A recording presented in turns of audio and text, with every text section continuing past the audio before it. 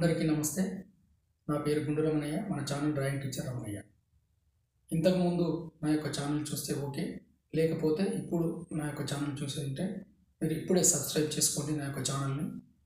నేను చెప్పేటువంటి ప్రతి విషయాన్ని చిత్రకళా రంగం గురించి, డ్రాయింగ్ గురించి కానీ అనేక విషయాలు మీకు తెలియజేస్తాను.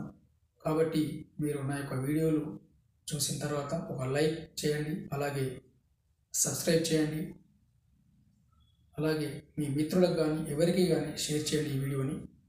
ఎందుకనంటే మనం చిత్రకళ ద్వారా అనేక మంది పిల్లలు ప్రతి పాఠశాలలో, ప్రభుత్వ పాఠశాలలో కావచ్చు, ప్రైవేట్ పాఠశాలలో కావచ్చు, వారు చిత్రలేఖనం నేర్చుకోవడం జరుగుతుంది. చాలా తక్కువ పీరియడ్స్ ఉండడం జరుగుతుంది. ఎందుకంటే subject maths, Telugu, English, Hindi కావచ్చు, సైన్స్ కావచ్చు, ఆటలు కావచ్చు, స్పోర్ట్స్ అండ్ అవన్నిటికీ పోను డ్రాయింగ్కి చాలా తక్కువ సమయం ఉంటుంది. కాబట్టి పిల్లల్లో కొద్దిగా అంటే క్రియేటివిటీ శక్తి అనేది తగ్గిపోవడం జరుగుతుంది నేటి రోజుల్లో. మరి ఇలాంటి సందర్భంలో చాలా పాఠశాలల్లో డ్రాయింగ్ గురించి, చిత్రలేఖనం గురించి అనేక విషయాలు కొన్ని పాఠశాలలు పెట్టడం జరుగుతుంది. ప్రభుత్వం కూడా పిల్లల్ని ప్రోత్సహించడం కోసం, వారిలో ఉన్నటువంటి నైపుణ్యాన్ని వెలికి తీయడం కోసం ఈ డ్రాయింగ్, చిత్రకళ అనేటువంటి ఆర్ట్ను కూడా ఎప్పటి నుండో ప్రవేశపెట్టడం జరిగింది. మరి ఈ డ్రాయింగ్ వల్ల పిల్లలకు చాలా ఉపయోగపడుతుంది, వారికి ప్రతి సబ్జెక్టులో ఉపయోగపడుతుంది.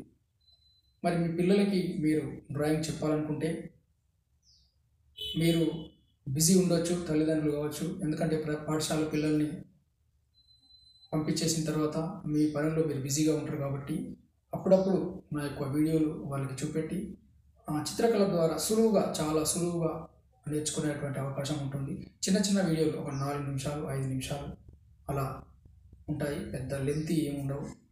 చాలా చక్కని విషయాలు చిత్రకళ ద్వారా మీకు తెలియజేస్తాను. చాలా ఈజీగా వాళ్ళు డ్రాయింగ్ గీసేటువంటి శక్తి వాళ్ళు ఒకటి వస్తుంది. తప్పకుండా మీరు వీడియోను, నేను చేసేటువంటి ప్రతి వీడియోను మీరు ఫాలో కండి. తప్పకుండా ఒక చిత్రకారుడిగా లాగా వాళ్ళు అభివృద్ధి చెందడం జరుగుతూ ఉంటుంది. అలాగే ఒక సబ్జెక్టుల్లో కూడా వాళ్ళకు నైపుణ్యత అనేటువంటి పెరుగుతుంది. మరి చిత్రకళ ఎప్పటి నుండి వచ్చింది?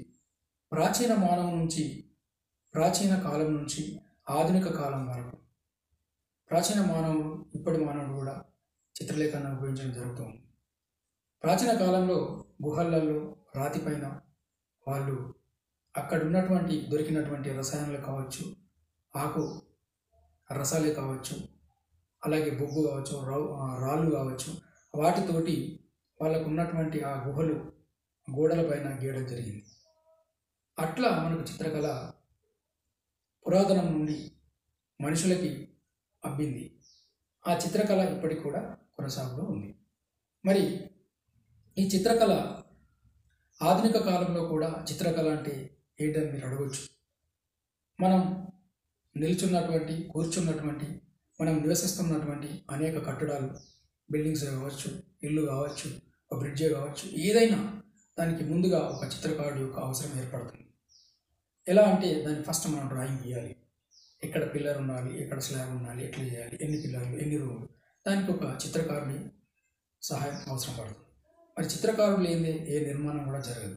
ఒక బ్రిడ్జ్ కట్టాలన్నా దానికి ఒక డిజైన్ వేయడం జరుగుతుంది. ఆ డిజైనరే చిత్రకళ ఉపయోగపడుతుంది ఆ డిజైన్కి.